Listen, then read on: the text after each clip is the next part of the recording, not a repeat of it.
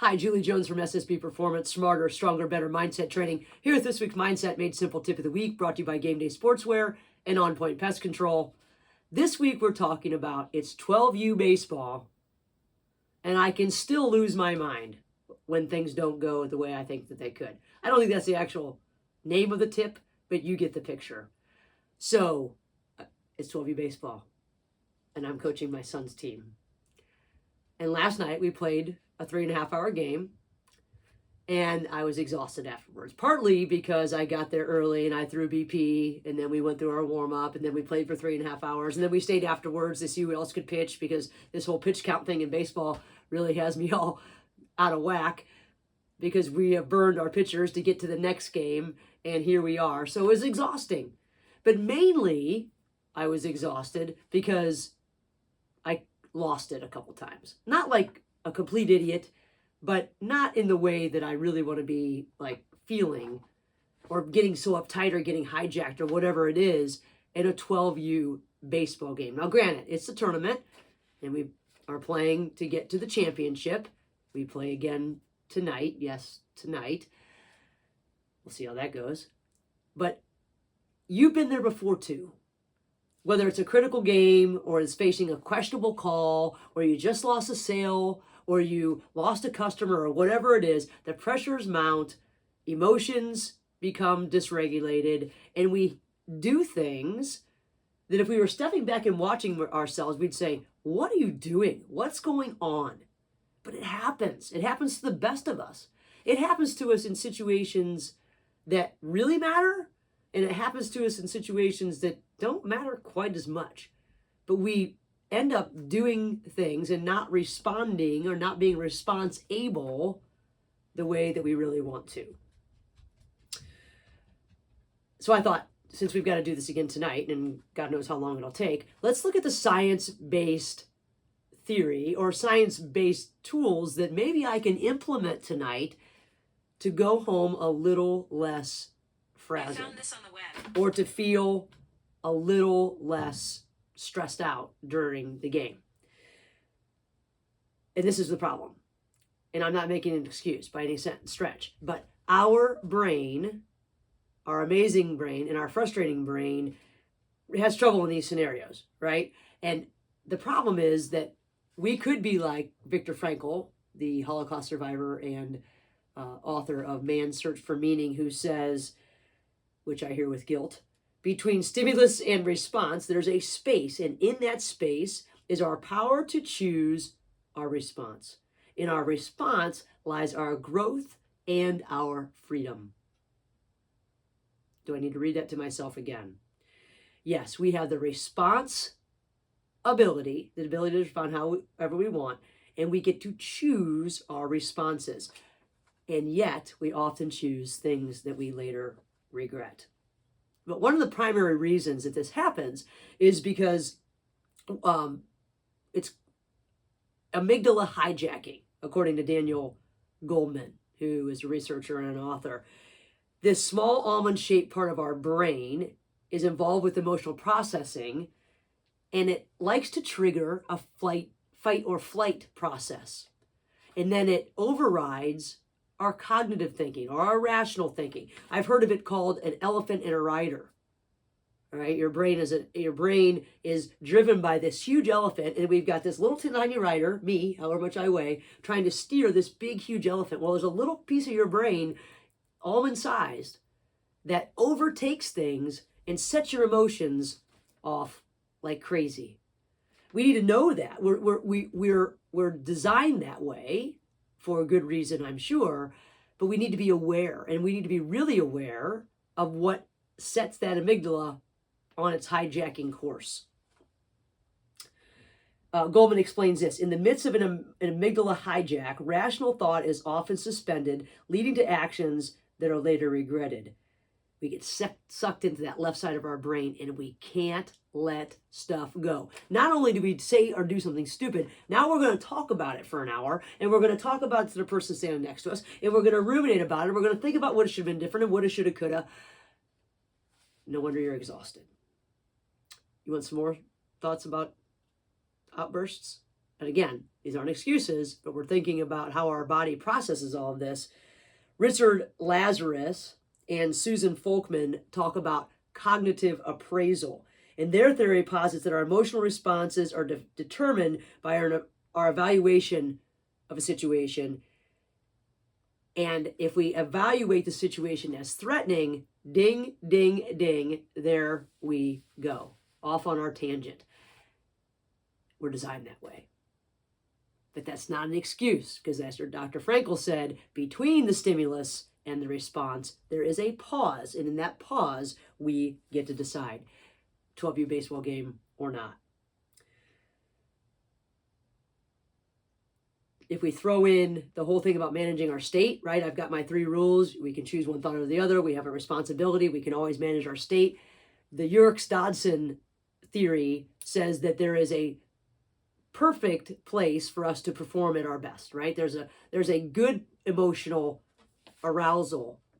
But if we get past that, our thinking goes out the window.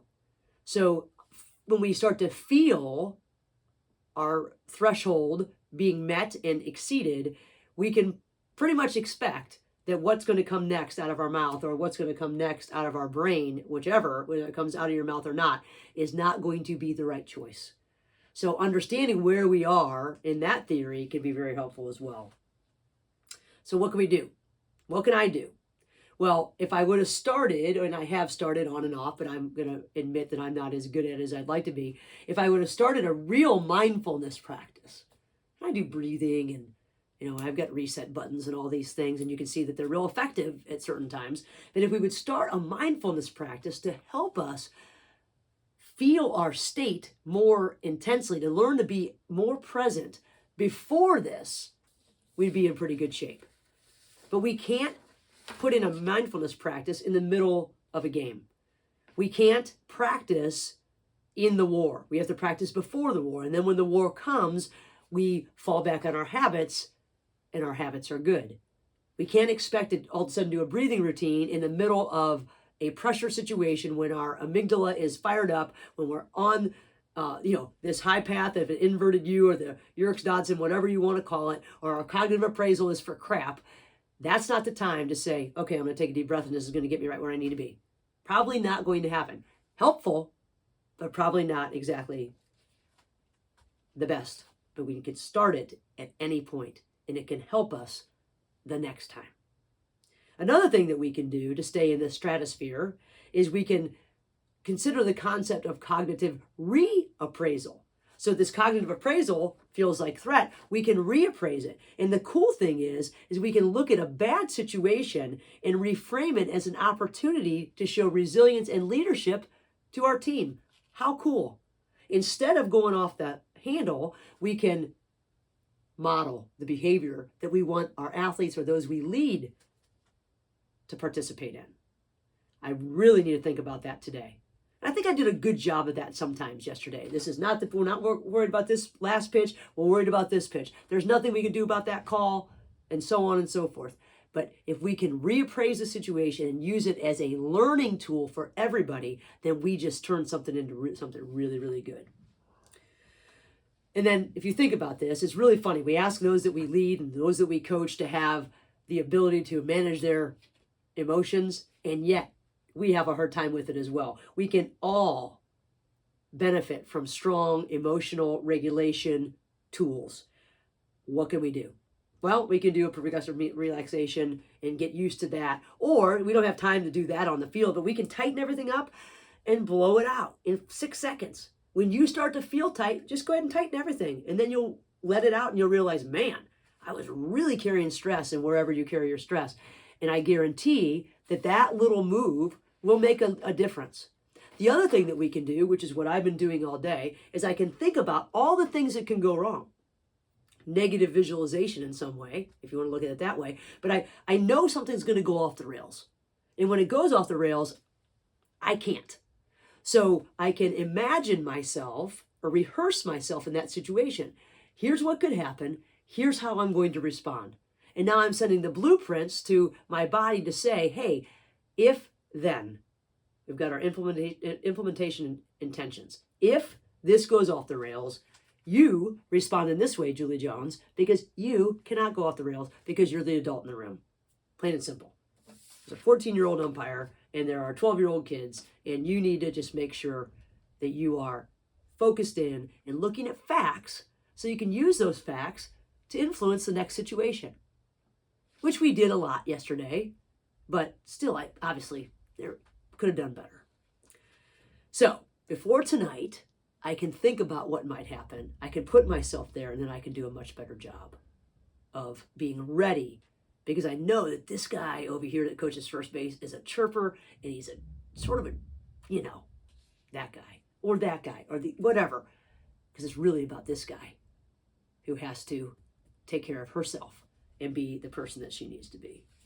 Lastly, we can move things to the solution side of the board. We've talked about this before. There's a problem side of the board. We need to move it to the solution side of the board within 60 seconds so that we can solve it. How can this situation what can we do to make the next moment better?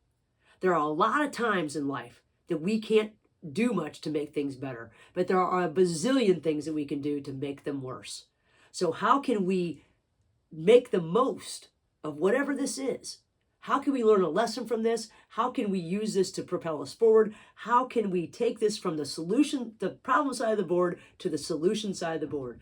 And when we start to ask ourselves what and how questions, it's much easier to get there. Why is a victim question. How? What? What can we do? What do we need to do now? How can we use this to propel us forward? So the first step to all this is being aware, right? We have to know. I am wound very tightly. I have a tendency to get heightened, especially if somebody else is heightened. I have a hard time sometimes keeping myself where I need to be on occasion. But the first step is being aware. The second step then, and probably the most important step, is deciding to use these tools. We have them on board. I talk about them every day. I use them every day. And tonight, I will use them fully. And that will help our team. And again, there's often not much we can do. We can't do anything about what just happened. But we can do a lot of things to make the next thing worse. So if we can reappraise, if we can be mindful and practice mindfulness, if we can move things from the problem side of the board to the solution side of the board, if we can use our present moment reality, observe the landscape, pull in the facts, what can we do to get out of this better? We're going to be one up on our team, on the other team. This is great. This is great. We can use the situation to teach lessons, to show resilience and leadership. And isn't that what we all really want? So go Copley Indians tonight. One more game tonight to lead us to the championship. Here we go. It's been fun. Coaching little 12-year-old boys is very different than coaching college women, but I love it. So check in next week to see how we did and to see how I did. And in the meantime, I challenge you to figure out how you can keep your cool no matter what the situation. Have a great week.